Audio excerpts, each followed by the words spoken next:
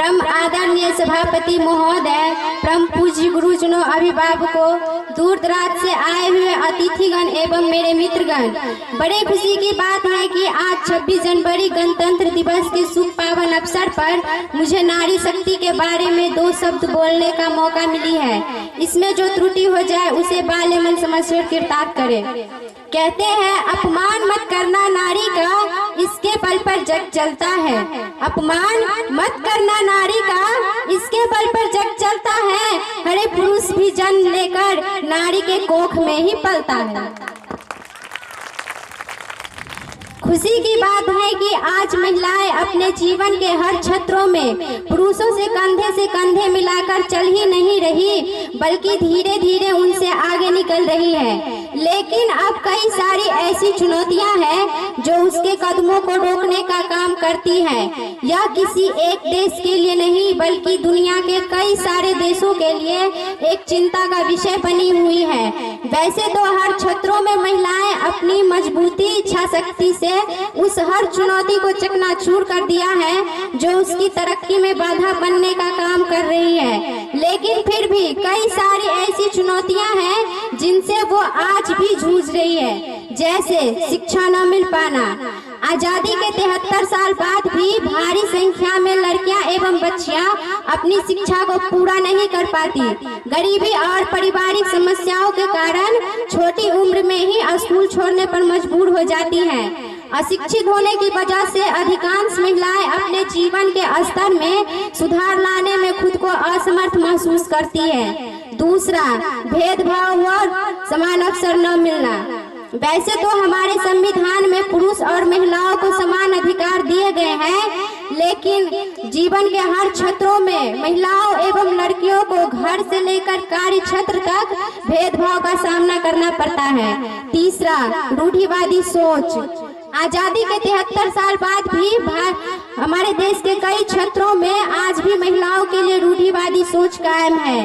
वैसे तो महिलाओं ने पुरुष संबंधी हर खेल जैसे कुश्ती, बॉक्सिंग, कबड्डी, क्रिकेट और कार्य क्षेत्र जैसे फाइटर पायलट, रेल, ऑटो आदि में अपने कदम रखे और सफलता भी पाई। लेकिन इन कार्यों को करने से पहले उन्हें परिवार और समाज की नाराजगी का सामना करना पड़ता है। चौथा, बढ़ते दर्दनाक अपराध। हमारे देश में जहां बेटियों को देवी दुर्गा और लक्ष्मी का रूप माना गया है, वही आज के दौर में महिलाएं ही नहीं, छोटी छोटी बच्चियां भी रेप, हत्या, किडनैपिंग और तस्करी जैसे गंभीर अपराधों का शिकार हो रही है। हमें यह स्वीकार करना होगा कि किसी समाज की बेहतरी के लिए पुरुष और महिलाएं दोनों ही समान रूप से योगदान करते हैं।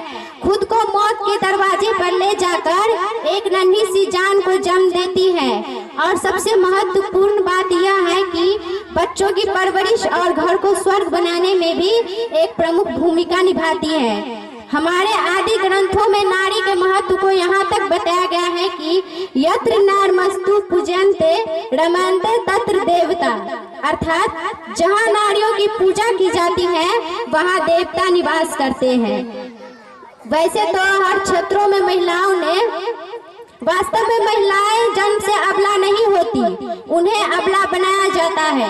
कहते हैं कि जन्म के समय एक स्त्री शिशु की जीवन की स्तर एक पुरुष शिशु की भांति अधिक होती है, लेकिन ये समाज अपनी परंपरा और रीति रिवाजों के कारण महिलाओं को सबला से अबला बनाता है। हमें महिलाओं के आंतरिक शक्ति को जगाना होगा, क्योंकि जिस प्रकार किसी पक्षी के लिए केवल एक पंख के सहारे उड़ना संभव नहीं है, उसी प्रकार किसी राष्ट्र की प्रगति केवल पुरुषों के सहारे नहीं हो सकती। अंत में कहना चाहती हूँ कि जब तक महिलाओं को पुरुषों के बराबर का सम्मान ना मिले और सभी महिलाएं अपनी क्षमता को पहचान न ले, तब तक हमें संघर्ष करना है और महिलाओं को सम्मान दिलाना है। कहते हैं इसे बेटा बनाकर पालोगे तो ये इतिहास छू लेगी, करो विश्वास बेटी पे तो ये विश्वास छू लेगी। इसे बेटा बनाकर पालो तो इतिहास छू लेगी, करो विश्वास बेटी पे तो ये विश्वास छू लेगी। कभी जीवन में बेटी को नजरअंदाज मत करना, कभी जीवन में बेटी को नजरअंदाज मत करना। क्योंकि जरा सा पंख खोलोगे तो ये आकाश छू लेगी। जय हिंद, जय भीम।